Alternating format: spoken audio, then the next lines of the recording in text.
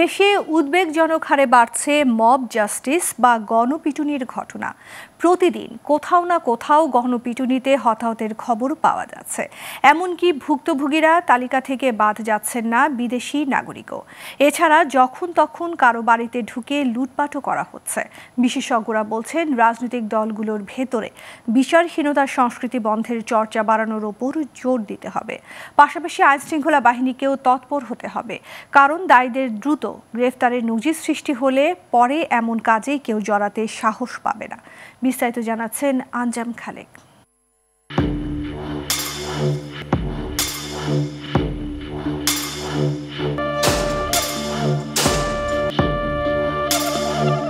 দেশে নতুন আতঙ্কের নাম মব জাস্টিস।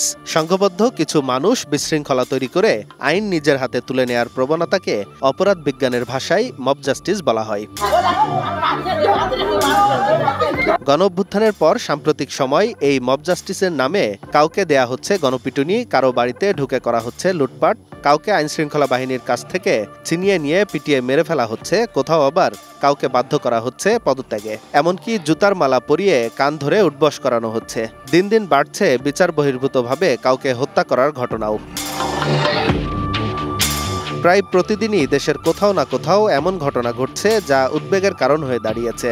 মব জাস্টিসের শিকার হচ্ছেন রাজনীতিবিদ, পুলিশ, শিক্ষক, আইনজীবী, চিকিৎসক থেকে শুরু করে চোর, ডাকাত, ছিনতাইকারী সহ নানা শ্রেণী পেশার মানুষ। তবে মব তৈরি করে আইন বহির্ভূত কাজে সায় নেই সাধারণ মানুষের। মব জাস্টিস কোন একটা দেশের সরকার বা জনগণের জন্য কখনো সুফল বয়ে আনে না। ইদানিং আমাদের দেশে প্রচুর পরিমাণে ধর্ষণ, ডাকাতি, ছিনতাই, ইফটিজিং এগুলোর মতো অপরাধ বেড়েই চলেছে। আর এইসবের কারণে জনগণ নিজেদের হাতে আইন তুলে নিচ্ছে। এগুলো তো আসলে সেই সমাধান হতে পারে না। গত 2-3 দিন আগে গুলশানে যে ঘটনাটা হলো, মব সৃষ্টি করে বলো যে বাসার মধ্যে অনেকগুলো টাকা আছে বা আওয়ামী লীগের কয়েকজন লুকায়িত রয়েছে, কিন্তু গিয়ে দেখা গেল কি বাসাটা তছনছ করে ফেললো পোলাপানরা মবের নাম দিয়ে, কিন্তু শেষ পর্যন্ত ফলাফল হলো জিরো। এই মব সৃষ্টি করে একজন জুলাই বিপ্লবের সম্মুখ যোদ্ধাকে মেরে ফেলছে ওরা। আমার ইউনিয়নের পার্শ্ববর্তী ইউনিয়নে নিয়ে গিয়ে বিচারের নামে। সমাজের আমরা যারা প্রত্যেকে যার যার জায়গায় আছি, এই কাজগুলো যদি আমরা করে থাকি, পাশাপাশি যারা আইন শৃঙ্খলা নিয়ন্ত্রণ বাহিনী আছে তাদেরকেও কিন্তু এই কাজগুলো করতে হবে, সচেতনতা তৈরি করতে হবে এবং তাদের দায়িত্ব পালন করতে হবে। সেক্ষেত্রে দেখা যাবে যে মব জাস্টিসের প্রবণতাটা অনেকাংশে কমে যাবে। বিশেষজ্ঞদের মতে, অন্তর্বর্তী সরকার ক্ষমতা নেয়ার পর বিগত কয়েক মাসে মব জাস্টিসের ঘটনা উদ্বেগজনক হারে বেড়েছে। একের পর এক হামলা, ভাঙচুর, অগ্নিসংযোগের কারণে দেশজুড়ে যে পরিস্থিতির উদ্ভব হয়েছে তা নিয়ন্ত্রণে সক্ষম না হলে রাষ্ট্র ও সরকারের স্থিতিশীলতা হুমকির মুখে পড়ার আশঙ্কা আছে।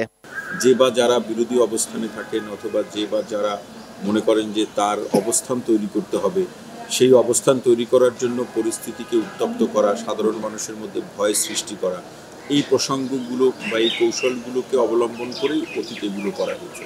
আমরা তারই পুনরাবৃত্তি দেখছি, হয়তো মানুষগুলো ভিন্ন। আইন শৃঙ্খলা বাহিনী এগুলোকে তো খতিয়ে দেখে যারা অভিযুক্ত এদের বিরুদ্ধে ব্যবস্থা গ্রহণ করতে হবে। সরকার মব জাস্টিস বন্ধে দ্রুত কার্যকর পদক্ষেপ নেবে, এমনটাই প্রত্যাশা সকলের। আঞ্জাম খালেক, গ্লোবাল টেলিভিশন, ঢাকা।